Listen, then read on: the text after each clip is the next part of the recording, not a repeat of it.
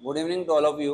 मैं Deepak Sen crackers up के इस मंच पर आप लोगों का हार्दिक स्वागत करता हूं और इलेक्ट्रिकल सर्किट की इसी क्लास को हम आगे बढ़ाते हुए आज टेम्परेचर कोफिशिएंट ताप गुणांक के ऊपर क्वेश्चंस करने वाले हैं। ठीक है, तो उससे पहले हम लोग थोड़ा सा बेसिक देख लेते हैं जिससे हम लोग को क्वेश्चन करने में थोड़ी सी आसानी होगी। ठीक है, प्रीवियस ईयर भी लेंगे, सब कुछ लेंगे। तो कल मैंने 2 क्वेश्चन स्किप किए थे ताकि मैं पहले बेसिक बता पाऊँ। तो पहले मैं बेसिक आप लोगों के लिए देखता हूँ।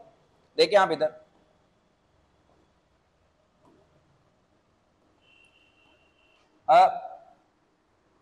कंडक्टर के लिए अपन लोग बात कर रहे हैं टेम्परेचर कोफिशिएंट। कंडक्टर के लिए अपन लोग टेम्परेचर कोफिशिएंट से रिलेटेड टॉपिक की बात कर रहे हैं। पहले बात तो टेम्परेचर कोफिशिएंट है क्या, पहले उसको देखते हैं अपन लोग। एक्चुअल में क्या है कि 3 तरह के हम लोग इलेक्ट्रिकल सर्किट में 3 तरह के कंपोनेंट होते हैं या 3 तरह के मटेरियल होते हैं, conductor, semi conductor and insulator. ठीक है, तो जब हम लोग कंडक्टर की बात करते हैं तो कंडक्टर में क्या होता है कि जैसे टेम्परेचर इंक्रीज होगा या डिक्रीज होगा तो उसी रेस्पेक्ट में उसकी वायर की लेंथ भी इंक्रीज या डिक्रीज होगी।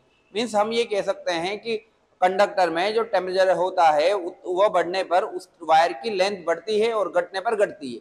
मीन्स पॉजिटिव टेम्परेचर कोफिशिएंट होता है, बढ़ेगा तो बढ़ेगी, घटेगी तो अगर टेम्परेचर घटेगा तो लेंथ घटेगी। मतलब उसके रेस्पेक्ट में रेजिस्टेंस भी बढ़ेगा अगर टेम्परेचर कोफिशिएंट बढ़ रहा है, और अगर रेजिस्टेंस घटेगा अगर टेम्परेचर कोफिशिएंट घट रहा है।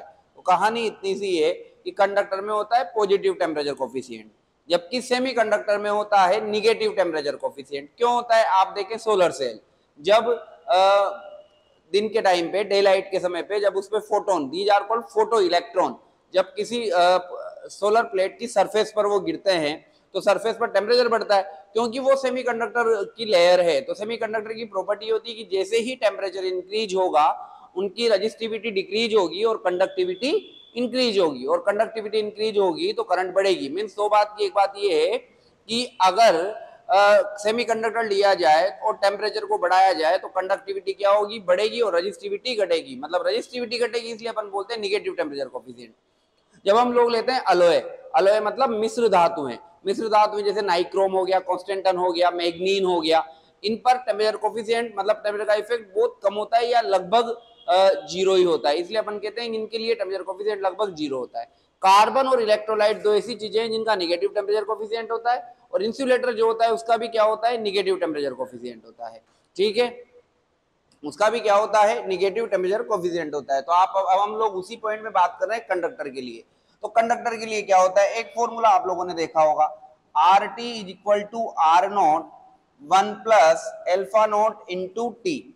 अब ये तो है बिल्कुल बेसिक सा फॉर्मूला, याद रखने बच्चे होते हैं और इसको रट लेते हैं। और आप एक बात समझना, यहां पर आर नॉट है क्या, 0 डिग्री सेल्सियस पर रेजिस्टेंस, एल्फा नोट क्या है, 0 डिग्री सेल्सियस पर टेम्परेचर कोफिशिएंट, 0 डिग्री सेल्सियस पर टेम्परेचर कोफिशिएंट, और इसकी यूनिट होती है 1 बाई पर डिग्री सेल्सियस या पर डिग्री सेल्सियस या 1 बाई डिग्री सेल्सियस। और टी यहां पर याद रखना है, टाइम नहीं है, टेम्परेचर है और डिग्री सेल्सियस में है। ठीक है, पर हम लोग को ये याद नहीं रखना है, ऐसा याद रखना है कि कोई सा भी क्वेश्चन हो जाए। तो उसके लिए आपको ये देखना है कि find out resistance, find out resistance is equal to given resistance, given resistance bracket 1 plus given temperature coefficient, given temperature coefficient bracket find out temperature, find out temperature minus given temperature. अब समझना आप इसको, ये पूरा bracket हम लोग ने close कर दिया। ठीक है, तो अब इस बात को आप समझे हैं कि जैसे मुझे कोई टेम्परेचर दिया हुआ है T2, इस पर T2 डिग्री सेल्सियस, इस पर मुझे रेजिस्टेंस ज्ञात करना है RT2, और T1 डिग्री सेल्सियस पर, ये फाइंड आउट पैरामीटर है, ये मुझे ज्ञात करना है, और T1 डिग्री सेल्सियस पर रेजिस्टेंस RT1 ये दिया हुआ है, ये गिवन है, और साथ में इस पर अल्फा T1 भी गिवन है। तो फॉर्मूला क्या हो जाएगा, RT2 is equal to RT1 1 plus alpha T1, ये सब गिवन वाले होंगे, T2 माइनस T1। अब देखो गिवन रेजिस्टेंस ये रहा RT1, given temperature coefficient alpha T1, find out temperature T2, है ना, ये फाइंड करने हैं, T1 गिवन टेम्परेचर। तो अब इसमें अगर मैं कहूं कि गिवन T1 जो है वो 0 डिग्री सेल्सियस गिवन है, तो आपका यही फॉर्मूला वापस आ जाता है और RT2 is equal to T कर देते हैं। तो RT इज इक्वल टू, इसको मैंने लिख दिया R not bracket 1 plus alpha T1 की जगह क्या लिखा, एल्फा नॉट, क्योंकि T1 गिवन जीवन है 0 है, और T2 की जगह लिखा T और गिवन टेम्परेचर कितना है 0, तो फॉर्मूला तो वही आ गया R not 1 plus alpha not into T और पूरा ब्रैकेट ये रहा। मीन्स हम लोग को केवल ये फॉर्मूला याद रखना है, find out resistance is equal to given resistance 1 plus given temperature coefficient bracket find out temperature minus given temperature. इसमें आप ये वाला फॉर्मूला भी इंक्लूड हो जाएगा, सारे फॉर्मूले इंक्लूड हो जाएंगे। एक तो ये है, तो एक तो ये याद रखना है, तो मैं लिख देता हूं इसको अलग से कि फाइंड आउट रेजिस्टेंस, या ऐसे लिख दूं RT2 is equal to RT1 1 plus alpha T1 T2 minus T1। इसमें T1 इज इक्वल टू अगर 0 डिग्री सेल्सियस हो तो RT1 क्या हो जाएगा R नोट, और एल्फा T1 क्या हो जाएगा एल्फा नोट, तो RT और T2 is equal to T कर दें, तो RT इज इक्वल टू क्या हो गया R not 1 plus alpha note into, ये तो T2 तो T हो जाएगा और ये 0 तो T, तो ये उसी से ही आ गया। तो हम लोग का बेसिक फॉर्मूला ये है। एक और फॉर्मूला जो आपने याद रखना है, समझे सुने और देखें, यदि इफ एल्फा नोट गिवन हो और R नोट नॉट गिवन, दिया हुआ नहीं हो, तो उस केस में T1 पर रेजिस्टेंस दिया हुआ हो और T2 पर रेजिस्टेंस पूछा हो, तो क्या करें अपन। तो अब बात समझना भाई, मैं एक चीज कहूं कि RT1 बराबर R not 1 plus alpha note into T1, क्योंकि 0 डिग्री सेल्सियस पर है, पर मुझे R नोट नहीं दिया हुआ है। ऐसे ही RT2 बराबर मैंने लिखा R not 1 plus alpha note into T1, क्योंकि एल्फा नोट क्या है 0 डिग्री सेल्सियस पर R नोट। तो आपको जब भी R नोट नहीं दिया हो, इनको डिवाइड करो तो एक नया फॉर्मूला आता है, ये तो कट ही जाएगा, जरूरत ही नहीं पड़ेगी। तो आपको ये चेक करना है, एल्फा नोट गिवन हो और ये नहीं गिवन हो, तो आपको होगा फॉर्मूला RT1 अपॉन RT2। याद रखना है एल्फा नोट दिया हुआ होना चाहिए, R नोट नहीं दिया हुआ हो, तब ये फॉर्मूला लगेगा। तो 1 plus alpha note into T1 बटे 1 plus alpha note into T2, एक ये फॉर्मूला है जो आपने याद रखना है, ठीक है। ऐसे ही एक अगर alpha T1 alpha temperature coefficient कुछ किसी वैल्यू पर दिया हुआ हो और किसी वैल्यू पर पूछा गया हो, तब अपन ने क्या करना है, तो वो भी अपन लोग देखेंगे। तो एल्फा टेम्परेचर कोफिशिएंट और वो क्वेश्चन के साथ देख लेंगे। तो हम लोग वापस उन क्वेश्चंस पे चलते हैं। ये देखो आप, कल वाला क्वेश्चंस हैं,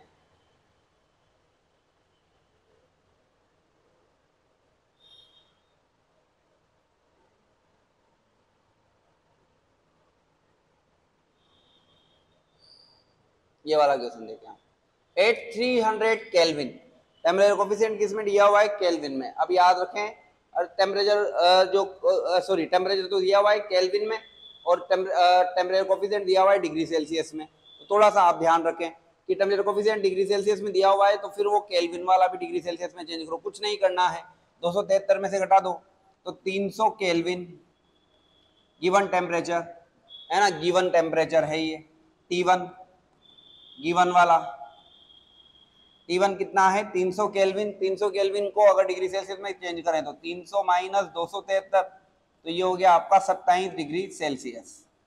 तो आपको T1 दिया हुआ है 27 डिग्री सेल्सियस, और इस पर रेजिस्टेंस RT1 गिवन वाली बात कर रहा हूं, RT1 ये दिया हुआ है आपको, ये दिया हुआ है आपको अब 1 ओम।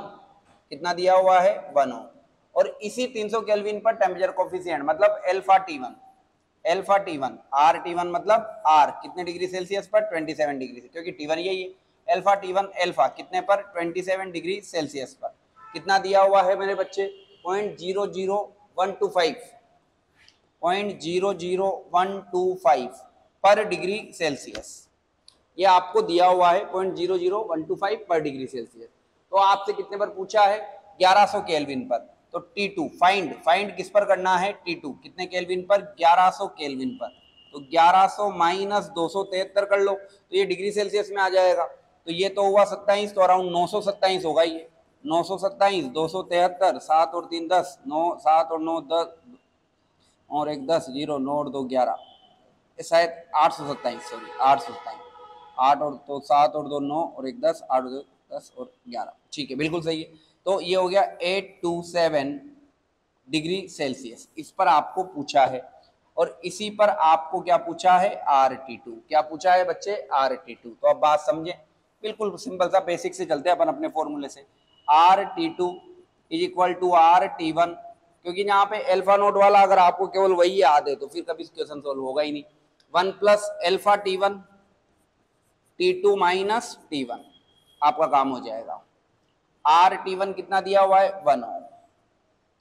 1 प्लस अल्फा T1 कितना दिया हुआ है, 0.00125। T2 कितना है, 827 माइनस T1 कितना है, 27। तो 1 प्लस 0.00125, 0.00 है बिल्कुल, 0.00125 इंटू 800, यही हुआ। अब इसको कैसे सोल्व करें, सिंपल सा गणित लगानी है, पॉइंट हटाओ, 1 2 3 4 5, 5 जीरो लगाओ, ये 5 जीरो लगा दिए अपन, 2 जीरो से 2 जीरो कट गए। 125 से 1000 काटना है भाई, 125 से 1000 कितनी बार कटेगा, आई थिंक 8 बार कटेगा, है ना। तो 125 250 250, तो 125 तो ये हो गया, और 1000 कितनी बार कटा, 125 250, फिर 250 तो 500, तो ये तो हो गया 4 बार, और फिर 500 का जस्ट डबल मतलब 8 बार कट रहा है। तो ये कितनी बार कटा आपका, 8 बार। तो अब ये कट गया 8 बार, 8 से 8 अपन ने काट दिया, 8 से 8 अपन ने काट दिया, ये 8 से मैंने 8 काट दिया, तो अपने पास बचा 1 प्लस 1 कितना हुआ, 2 ओम। तो इसका आंसर कितना आएगा बच्चे, 2 ओम। बिल्कुल बेसिक सा प्रश्न है। तो 27 डिग्री सेल्सियस पर अगर आपका टेम्परेचर रेजिस्टेंस 1 ओम है, तो 827 डिग्री सेल्सियस पर आपका रेजिस्टेंस होगा 2 ओम। कितने ओम होगा, 2 ओम। सही काटा है अपन ने, बिल्कुल सही काटा है ना। तो ये आपको ध्यान रखना है।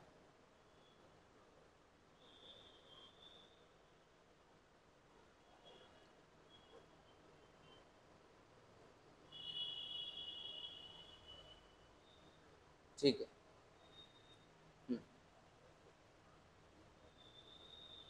अगला क्वेश्चन देखो, किसी शंट मोटर की फील्ड, ये इंग्लिश में दिया हुआ, क्षेत्र कुंडली को होता है फील्ड वाइंडिंग, इसको अपन बोलते हैं फील्ड वाइंडिंग। फील्ड वाइंडिंग का रेजिस्टेंस 20 डिग्री सेल्सियस पर 45 ओम है। अब समझना, T1 कितना दिया हुआ है, 20 डिग्री सेल्सियस पर, RT1 कितना दिया हुआ है आपको, 45 ओम, और टेम्परेचर कोफिशिएंट इसी पे ही दिया हुआ होगा ये, है ना। टेम्परेचर कोफिशिएंट अल्फा T1 कितना दिया हुआ है, 0.004 पर डिग्री सेल्सियस, है ना, ये पर डिग्री सेल्सियस आएगा। ठीक है, इसके बाद आपसे पूछा है RT2 गिवन है 48 ओम, और आपसे पूछा है T2 बताओ भाई। अब आपसे पूछा है टेम्परेचर बताओ, क्या बताओ, टेम्परेचर। तो कुछ नहीं, वही formula, RT2 is equal to RT1, 1 plus alpha T1, T2 minus T1। हाँ जी भाई, RT2 आपको दिया हुआ है 48, RT1 आपको दिया हुआ है 45, 1 प्लस अल्फा T1 की बात करें तो ये हुआ अल्फा T1 कितना है, 0.004 ये, ठीक है। T2 कितना है बेटे, T2 है मेरे बच्चों, पता करना है T2 तो, और T1 कितना है, T1 है आपका 20 डिग्री सेल्सियस। इसको सोल्व कर लेते हैं अपन लोग, एक या नॉन है इसमें, है ना। तो 48 by 45 is equal to 1 plus 0.004 T2 minus 20, है ना। लेंदी थोड़ा सा क्वेश्चन है, कोई बात नहीं। 45 तो 3 से तो ये कटा 15 बार, और 16 दिया 48, ये कटा 16 बार, है ना। तो 16/15 माइनस 1 इज इक्वल टू हुआ 0.004 T2 माइनस 20, तो ये हुआ आपका, इसको आगे देख रहा हूं मैं, 16 माइनस 15, 16 माइनस 15 तो 1/15, तो ये हुआ 1/15 इज इक्वल टू, एलसीएम लिया है मैंने ना, 16 माइनस 15 तो 1/15 इंटू इज इक्वल टू 0.004 और T2 माइनस 20, T2 माइनस 20, ठीक है। तो इसको वापस नीचे लेके आए अपन, तो 1/15 इंटू 0.004, बिल्कुल बेसिक सी कैलकुलेशन करनी है आपने। पॉइंट हटाया, ऊपर कितने जीरो लगे, 3 जीरो, तो 1000 बटे 15 into 4 equal to T2 minus 20, तो ये हुआ 15 चौके 60, तो 1000 बटे 60, ये तो ये हो गया, is equal to T2 minus 20, तो हम लोग T2 निकाल रहे हैं, तो 20 को इधर ले जाओ, तो T2 इज इक्वल टू हुआ 100/6, मतलब ये हुआ आपका 50/3 माइनस 20, तो एक्चुअल में आपका ये प्लस का होगा, है ना, उधर जाएगा तो प्लस का होगा ना, माइनस उधर जाके प्लस का होगा, तो ये हुआ 50 प्लस 60/3, तो 110/3, तो 110/3 लगभग कितना हुआ, 39 के आसपास हुआ, है ना। 100/3 तो 33, और 3 तिया 9, और आपका 3 तिया 9 और 6 तिया 18, 36 पॉइंट समथिंग, 36 पॉइंट समथिंग। कहीं ना कहीं कैलकुलेशन की मिस्टेक तो नहीं है अपनी।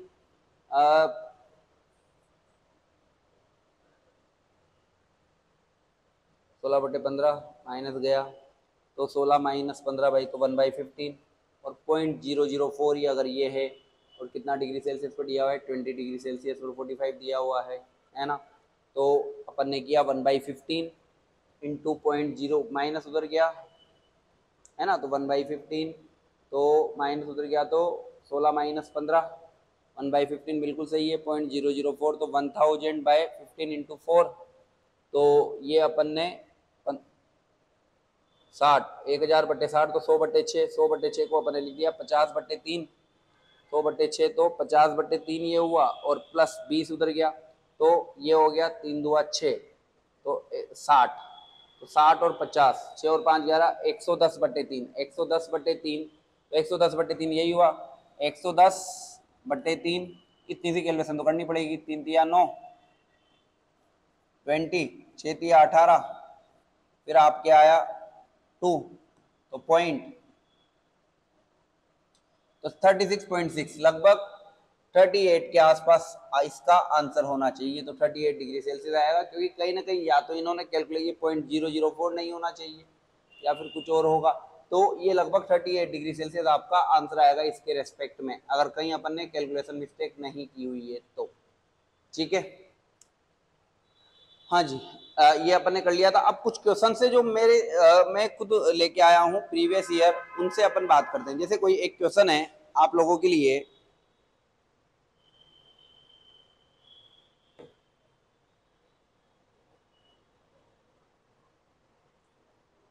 क्वेश्चन लिख रहा हूं पहले, फॉर एनी कंडक्टर, किसी कंडक्टर के लिए, for any conductor if resistance is 40 ohm at 0 degree Celsius, then find out resistance at 10 degree Celsius if alpha naught is equal to 0.8 पर डिग्री सेल्सियस। और ये ऑप्शन ए है इसका 80 ओम, option B है इसका 40 ओम, ऑप्शन सी है इसका 320 ओम, option D है इसका 360 ओम। अब ये क्वेश्चन हम लोग करके देखते हैं एक बार, है ना। अब बात समझो, वही formula RT2 is equal to RT1 1 plus alpha T1 T2 minus T1 minus T1, ठीक है। अब देखिए आप, T1 दिया हुआ है मुझे 0 डिग्री सेल्सियस, इस पर मुझे RT1 दिया हुआ है R0 इज इक्वल टू कितना, T1 की जगह आर नोट दिया हुआ है मुझे 40 ओम और अल्फा T1 बराबर अल्फा नोट, क्योंकि ये सब गिवन है ना, ये सब क्या है गिवन है, और गिवन कितने पर दिया हुआ है मेरे बच्चे 0.8 पर डिग्री सेल्सियस ये दिया हुआ है 1 डिग्री सेल्सियस। आपसे पूछा है T2 is equal to T is equal to कितने डिग्री सेल्सियस पर 10 डिग्री सेल्सियस पर, तो RT2 is equal to RT1 value put कर देता हूं, देखिए आप इधर इसमें वैल्यू पुट कर रहा हूं,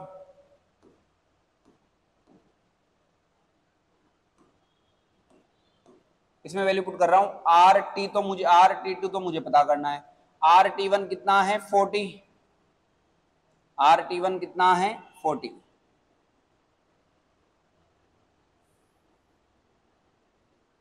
RT1 कितना है 40 ब्रैकेट 1 प्लस अल्फा T1 कितना है 0.8, T2 कितना है 10 और ये कितना है 0, तो 40 1 प्लस 0.8 इंटू 10 कितना हो गया 8, तो 40 इंटू 9 ये हो गया 360 ओम, तो ये आपका आंसर है 360 ओम, ये भी एग्जाम में आया हुआ है प्रीवियस। एक और क्वेश्चन आपको करवाता हूं, बहुत अच्छे अच्छे क्वेश्चन हैं, एक RSMSSB में बहुत अच्छा क्वेश्चन आया है इससे,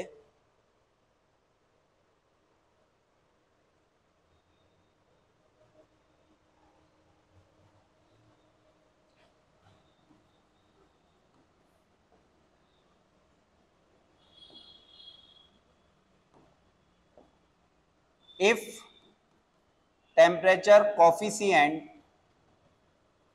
at 0 degree Celsius is alpha naught, find temperature coefficient at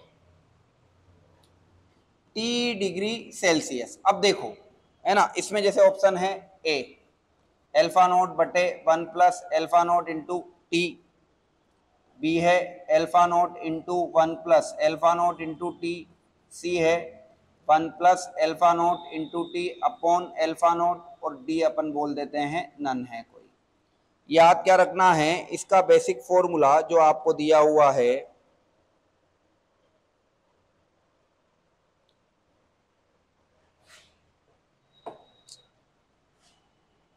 जैसे मैंने उसके फॉर्मूले लिखवाए थे ऐसे इसका बेसिक फॉर्मूला लिख रहा हूं। देखो फाइंड आउट टेम्परेचर कोफिशिएंट, अब इसमें क्या चेक करना है, टेम्परेचर कोफिशिएंट ही टेम्परेचर कोफिशिएंट है, कहीं पे भी कुछ ही, find out temperature coefficient is equal to given temperature coefficient बटे 1 plus given temperature coefficient upon 1 plus given temperature coefficient upon find out temperature, find out temperature minus given temperature, ये अपन को दिया हुआ है। तो फाइंड आउट टेम्परेचर कोफिशिएंट मान लिया किस पे फाइंड आउट करना है, मान लिया T2 पे फाइंड आउट करना है, तो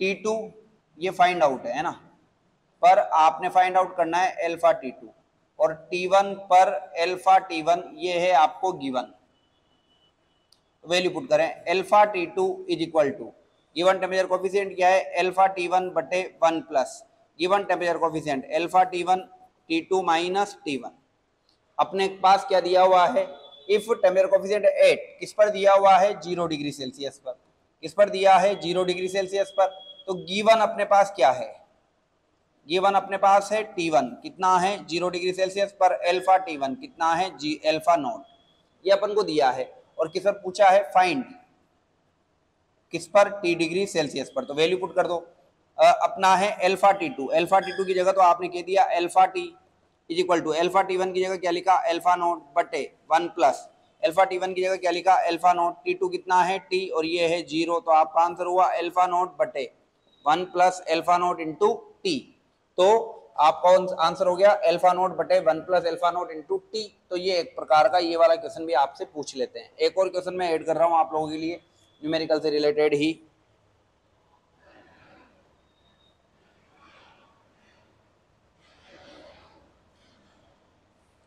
क्वेश्चन है इफ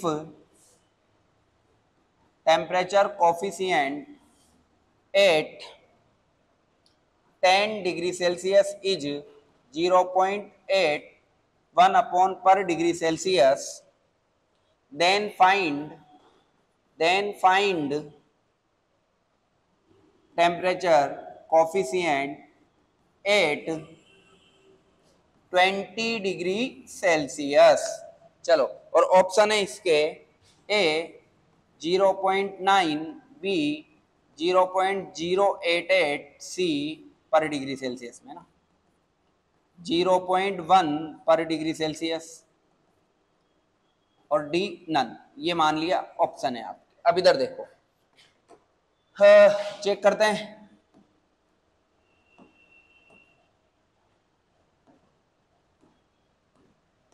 ठीक, गिवन है आपको अल्फा T1 0.8 पर डिग्री सेल्सियस, 8 T1 कितना 10 डिग्री सेल्सियस।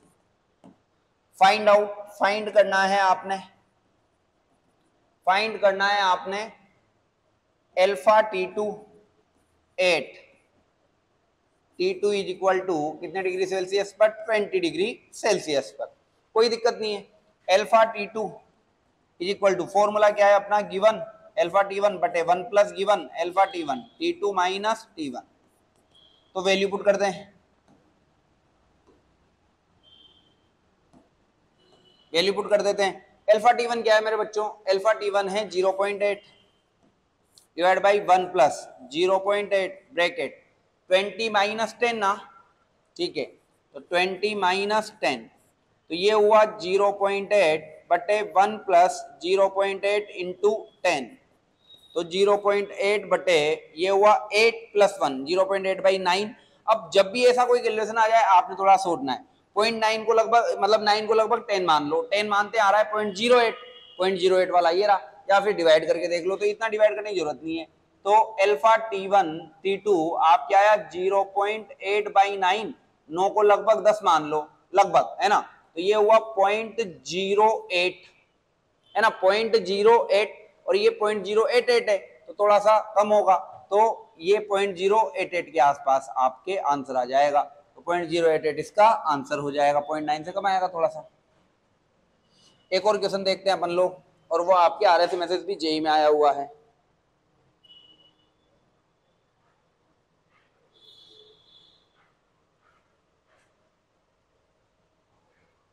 क्वेश्चन है if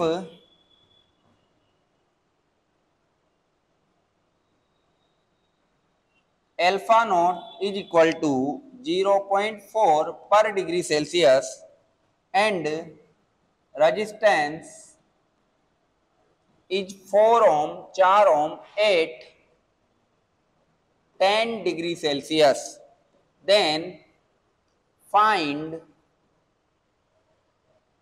resistance at 20 degree Celsius, resistance at 20 degree Celsius अपन से ये पूछा है। अब चेक करो आप इसको, तो आप इसमें अपना वाला फॉर्मूला लगा सकते हो। देखते हैं अपन लोग कि सर अगर वही फॉर्मूला लगाऊं RT2 is equal to RT1 1 plus alpha T1 T2 minus T1। अब एक बात बताओ, दिया किस पर है 10 डिग्री सेल्सियस पर, तो T1 तो दिया हुआ है 10 डिग्री सेल्सियस, RT1 दिया हुआ है आपको 4 ओम, पर यहाँ पर अल्फा T1 मतलब अल्फा 10 डिग्री सेल्सियस पर नहीं दिया हुआ है। क्या दिया हुआ है, अल्फा नोट। क्या दिया हुआ है, अल्फा नोट। तो अल्फा नोट दिया हुआ है। अब ये वही बात हो गई, अगर अल्फा नोट दिया हुआ होता तो फिर आपको क्या भी देना चाहिए, आर नोट। वो नहीं दिया हुआ है। मैंने एक फॉर्मूला लिखवाया था कि अल्फा नोट दिया हुआ है और आर नोट नहीं दिया हुआ है। अपन ने जो स्लाइड देखी है देखो आप एक बार, ये रहा कि आर नोट नहीं दिया हुआ और अल्फा नोट दिया हुआ हो, उसी के रेस्पेक्ट में हम लोग बात कर रहे हैं, ठीक है। तो यहां पर आर नोट तो अल्फा नोट तो दिया है पर आर नोट नहीं दिया हुआ है, तो क्या किया जाए, तो ये फॉर्मूला क्यों नहीं लग सकता, लगा के देखें अगर अपन तो आर T1 तो पता है 1 plus alpha T1 alpha 10 degree Celsius पर नहीं पता, अल्फा नोट पता है, तो ये लग नहीं सकता फॉर्मूला। तो अब अपना कौन सा फॉर्मूला लगेगा, वही वाला जो मैंने लिखवाया आपको। देखो आप RT1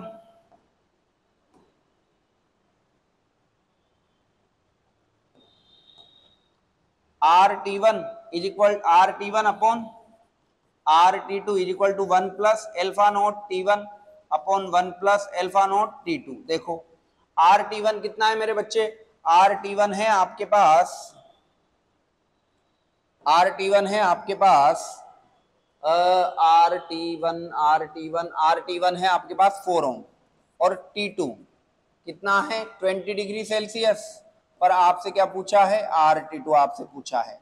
तो RT1 तो मैंने लिखा, RT1 मैंने लिखा 4 ओम डिवाइडेड बाय RT2 अपन से पूछा है 1 प्लस एल्फा नोट कितना है मेरे बच्चे, एल्फा नोट है 0.4 इंटू T1 कितना है 10 है ना, बटे 1 प्लस 0.4 T2 कितना है 20। अपना तो क्वेश्चन सोल्व हो जाएगा इससे। तो 4 by R T two is equal to 1 plus 0.4 into 10, ये तो 1 प्लस 4 अपॉन 1 प्लस 8, तो ये हुआ 5 बाय 8। देख लेते हैं इधर 4 upon R T two is equal to 5 by 8, तो आर टी टू हुआ 8 इंटू 4 बटे 0.4, तो 4 हुआ, 4 प्लस 1 5 हुआ। अच्छा ऑप्शन क्या थे इसके, ऑप्शन नहीं दिए थे क्या मैंने, हाँ ऑप्शन नहीं थे है ना। तो 8.4 8 इंटू 4 बाय 5, तो ये हुआ 32 बाय 5, तो ये लगभग हुआ आपका 8 चौक 32 और 32 बटे 5, तो ये हुआ आर टी टू आपका हुआ 32 बाय 5 ओम, 32 बाय 5 ओम, तो ये हुआ 5, अच्छा सॉरी ये तो 9 होगा ना, 5 बाय 9 ये होगा ये। तो आर टी टू आपका हुआ, आर टी टू आपका हुआ 36 बाय 5, तो 7.2 ओम आपका आर टी टू का वैल्यू हुआ। ठीक है, एक और क्वेश्चन हम देख लेते हैं इसी से रिलेटेड, जो आपके आर एस में भी जेई में आया हुआ है last time, I think BTech वालों के आया हुआ है।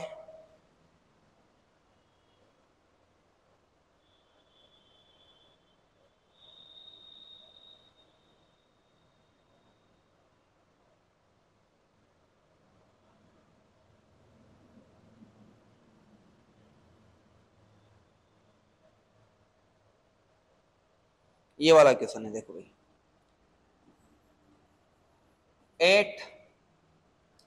40 डिग्री सेल्सियस रेजिस्टेंस, ये आरएसएमएस भी जेई में आया हुआ है। रेजिस्टेंस 4 ओम, रेजिस्टेंस है 40 डिग्री सेल्सियस पर 4 ohm, and at 80 degree Celsius resistance is 6 ohm. Then find resistance at 0 degree Celsius. A option है 4 ओम, बी ऑप्शन है 2 ओम, सी ऑप्शन है 1 ओम, और डी ऑप्शन है 0 ओम। ठीक है, तो ये आपके ऑप्शन है। अब बात समझे आप,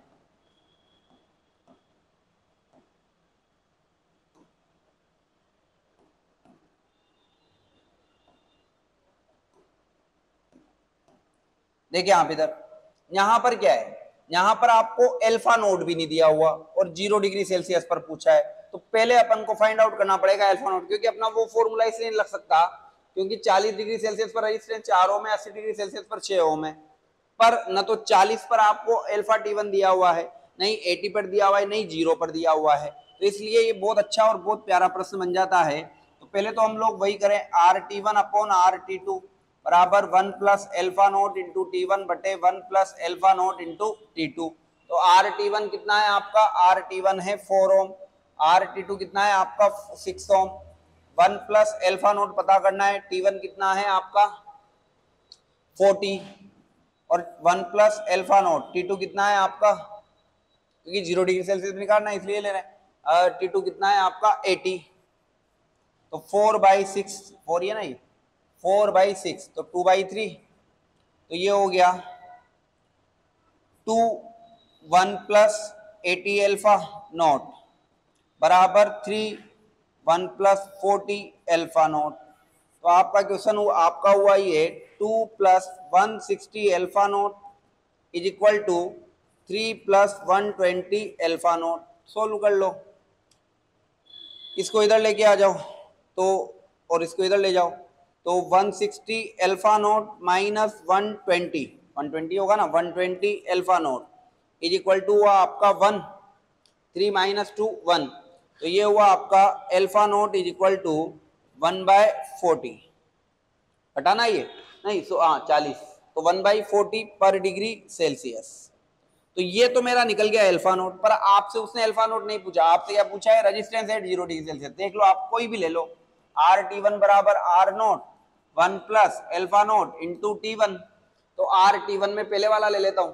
RT1 कितना दिया हुआ है आपको, RT1 दिया हुआ है आपको 4 ओम। कितना दिया हुआ है 4 ओम।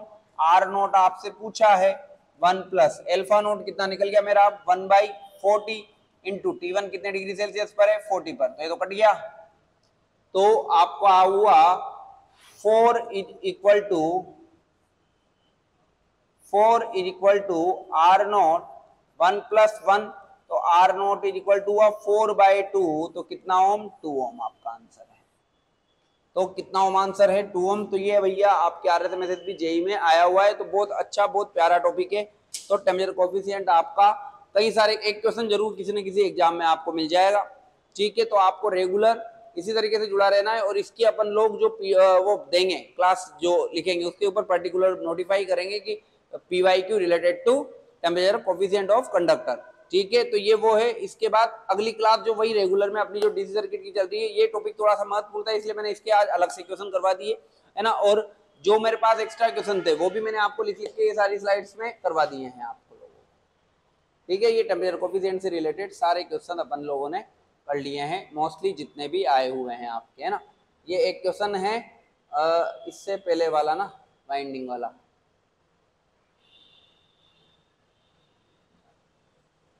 हाँ ये वाइंडिंग वाला है ना। तो इसमें एक बार आप कैलकुलेशन चेक कर लेना। ऐसे तो 38 डिग्री सेल्सियस ये आना चाहिए उसके अकॉर्डिंग, तो 20 डिग्री सेल्सियस 40 ओम है और सारा, तो इसको एक बार आप चेक कर लेना कैलकुलेशन के अकॉर्डिंग, ठीक है। तो आज हम लोग अपनी क्लास यहीं रखते हैं, तो इन्हीं को रेगुलर प्रैक्टिस कीजिए। और मेरा तो आपसे निवेदन है कि आप किसी कॉपी में इन क्वेश्चंस को टॉपिक वाइज लिख लीजिए कीजिए, क्योंकि एक्चुअल में 200-300 क्वेश्चन है। तो ये मैं अराउंड आपको 200-300 क्वेश्चन डीसी सर्किट के कराऊंगा, बहुत सारे अपन लोग क्वेश्चन सोल्व करेंगे। इन्हीं में से हो सकता है कोई वैल्यू चेंज करके रिपीटेशन आ जाए, है ना। और अपन एक एक चीज डिस्कस कर रहे हैं, तो उसी फ्लो में आप लिखते जाइए। तो पहले तो प्रयास कीजिए कि स्वयं हल करें, क्योंकि आप लोग तैयारी कर रहे हैं। और अगर आप ऑफलाइन जुड़ना चाहते हैं तो ऑफलाइन कोटा में क्रैकर सब में अपनी जेई की क्लासेज चल रही है, SSC जेई, RSMSB जेई और आपके जो रेलवे जेई है उससे रिलेटेड भी। तो यहाँ पर पूरे सब्जेक्ट अवेलेबल हैं, आप चाहें तो ऑफलाइन भी कर सकते हैं, नहीं तो ऑनलाइन आप रेगुलर जुड़िए, शेयर कीजिए ज़्यादा से ज़्यादा क्लासों को। धन्यवाद, जय हिंद, जय भारत। मिलते हैं अगली